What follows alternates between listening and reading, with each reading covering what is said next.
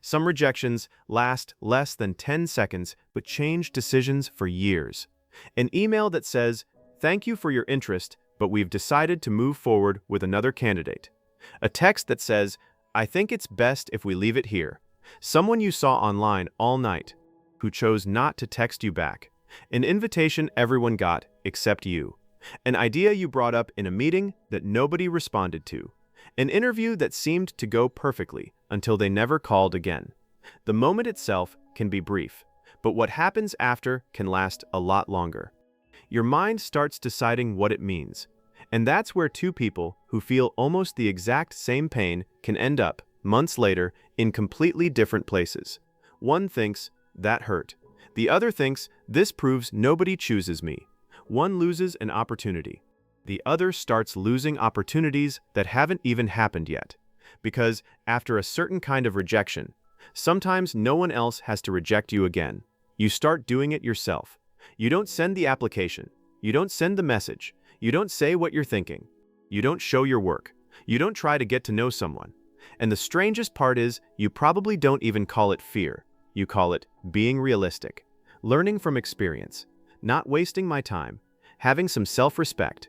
But sometimes, fear learns to speak in the voice of common sense. And maybe one of the biggest differences between people who recover and people who stay stuck isn't how much the original thing hurt. It might be what their mind turned that pain into afterward. Imagine you've spent months chasing an opportunity, a job, a promotion, a scholarship, a project that could actually change something in your life. You've sent applications before. Most never even got a reply. But this time feels different. They call you. You get a first interview, then a second. You start thinking, this could be the one. You prepare for days. You research the company. You practice answers in the mirror. You change your outfit twice before you leave. You show up nervous. But during the interview, something puts you at ease. The conversation flows. The person across from you smiles. They ask when you could start. They even mention what you'd be doing once you're on the team. You leave trying not to get too excited, but your mind already has. You picture getting the call. You picture telling your family. You picture your first day. You might even start doing the math on what you'd save with the new salary. 2 days later, the email arrives. You see the subject line. Your stomach tightens before you open it. "Thank you for your time." And you already know how it ends. They've decided to move forward with someone else. For the first few minutes, something completely normal happens. You're disappointed. You wanted something. It didn't happen. It hurts. Maybe you close the email and don't want to talk to anyone. Maybe you pretend it doesn't matter. But a few hours later, a second layer shows up. "I probably wasn't good enough." Then another. "Maybe I said something wrong." Then, "This always happens to me." And finally, "Maybe I'm going after things I'm just not cut out for." Watch the shift. We started with a fact. I didn't get this job. And we ended with an identity. Maybe I'm not the kind of person who gets these opportunities. The rejection stopped describing something that happened. Now it seems to describe you. And that shift can end up mattering more than the rejection itself. There's a huge difference between saying, "I got rejected," and saying, "I'm someone people reject." One sentence describes an event. The other starts building an identity. "This person decided to end the relationship" is not the same as "no one could ever love me." "They didn't choose me this time" is not the same as "they're never going to choose me." The sentences sound similar. Psychologically, they're not. Because once an event turns into an identity, your behavior starts obeying that identity. If you think, "I didn't get this job," you can still send another application. But if you think, "I'm just not someone who gets good jobs, why bother trying?" And that's where one of the keys to resilience shows up. Resilience doesn't mean pretending something didn't hurt. It's not about repeating affirmations in the mirror. It's partly about stopping a painful event from expanding into a full explanation of who you are. When something hurts, we want to know why. Why didn't they pick me? Why did it end? Why did they stop replying? Why was everyone invited except me? We want to close the loop. The problem is, most of the time we don't have enough information to actually do that. You didn't hear the conversation that happened after the interview. You don't know who the other candidate was. You don't know every reason someone decided to end a relationship. You may never know. But uncertainty is uncomfortable, so the mind tries to fill in the blanks. And when we're already hurting, our explanations can get especially harsh. I'm not interesting. I don't have any real talent. I'm too hard to love. Something must be wrong with me. And here's another trap. Once you land on an explanation, you can start looking for proof it's true. An unanswered text becomes evidence. Someone canceling plans becomes evidence. A mistake at work becomes evidence. Not because those things actually prove what you believe, but because your mind already knows which story it's trying to confirm. Then a new opportunity shows up, but you're not quite the same person you were before the rejection. Now there's a warning waiting in the wings. You want to send the application, but you think, what's the point? They'll pick someone else anyway. You want to reach out to someone, but you tell yourself they're probably not interested. You want to show your work, but you hear, it's still not good enough. You want to speak up in a meeting, but you remember the time someone brushed off your idea. So you stay quiet. And for a few minutes, you feel relief. You didn't send the application, so they can't reject you. You didn't talk to that person, so they can't ignore you. It works, at least right away. But you just paid for that relief with a possibility. That inner voice that shows up in moments like this rarely sounds cruel. It doesn't say, I want to ruin your life. It says, I don't want you to feel that again. You're not ready yet. Better to wait. Don't trust so fast. Which is exactly why it's so hard to spot. Because it makes a decent case. In some sense, it's trying to protect you. Our minds learn from painful experiences, and avoiding something that looks similar to what hurt us can feel sensible. But a lot of the time, we lose track of the difference between real danger and simply feeling uncomfortable again. One bad experience can turn into a rule. Someone betrayed me turns into, I can't trust anyone. A relationship ended turns into, falling in love always ends badly. And that's how a loop starts. Rejection produces an interpretation. The interpretation feeds that fear dressed up as caution. The fear changes your behavior, and your behavior cuts down on the exact experiences that could have proven the interpretation wrong.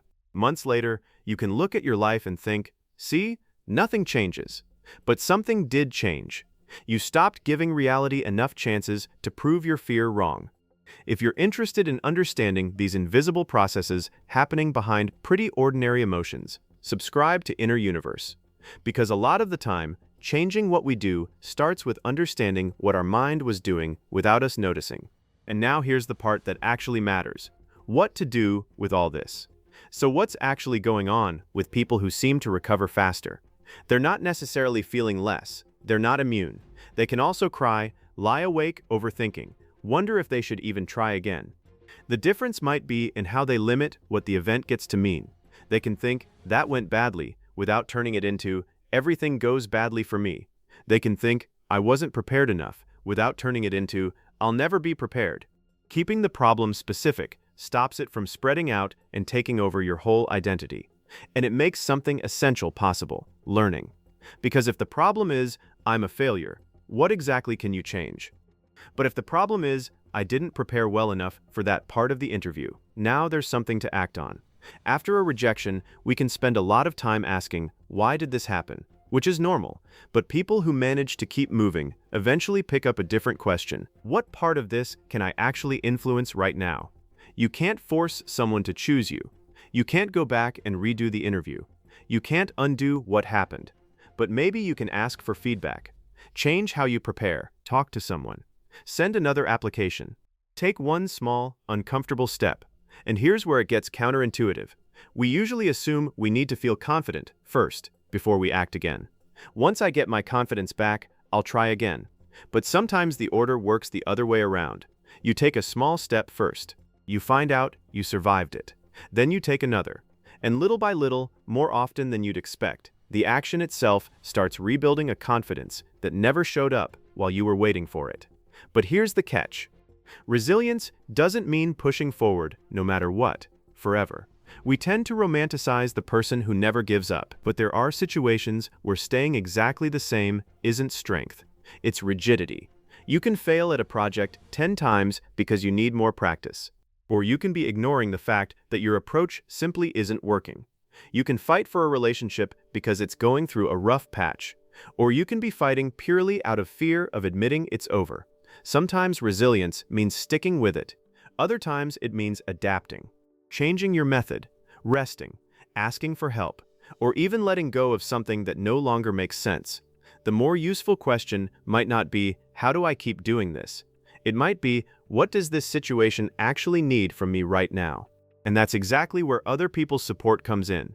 We've also turned resilience into a kind of solo test. The strong person is supposed to be the one who handles everything alone, doesn't bother anyone, never admits something is getting to them. But people don't actually work that way. When you're hurting, you can end up seeing a situation from only one angle. Then someone who knows you says, you're turning a rejection into a life sentence. Or, one person not choosing you doesn't mean no one will. Not because that person can magically see your future, but because they can see something you, from inside the pain, can't see right now. Asking for help doesn't mean you lack resilience. A lot of the time, support is exactly what makes resilience possible in the first place. We tube this end distapelm, it's always go back to who you were. There's a phrase we use a lot, getting back to normal, as if recovering meant returning to the exact same spot you started from. But some experiences change you. Getting betrayed can make you more careful. A loss can shift your priorities.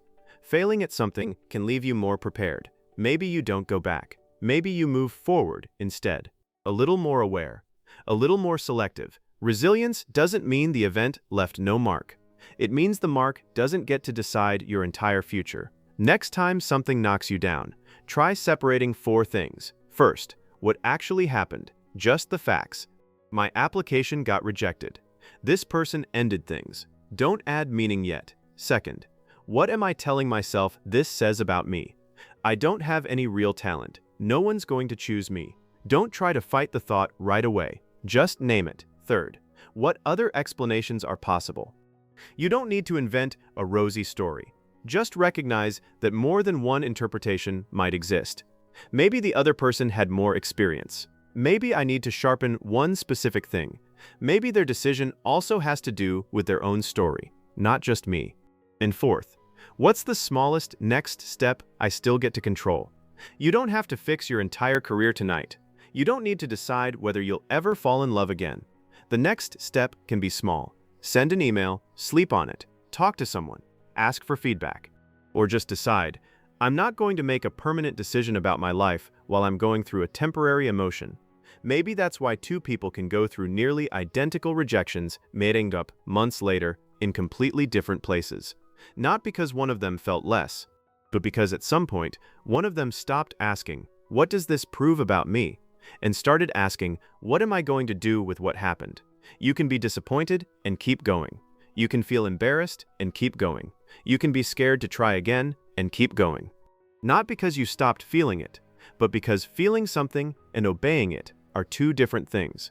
Strength doesn't always mean something stopped hurting. Sometimes it just means that, even though it still hurts, it's no longer making all your decisions for you. Because yes, a rejection can close a door. It can hurt. It can change you. It can force you to stop for a while. But one closed door isn't proof that the whole building is shut.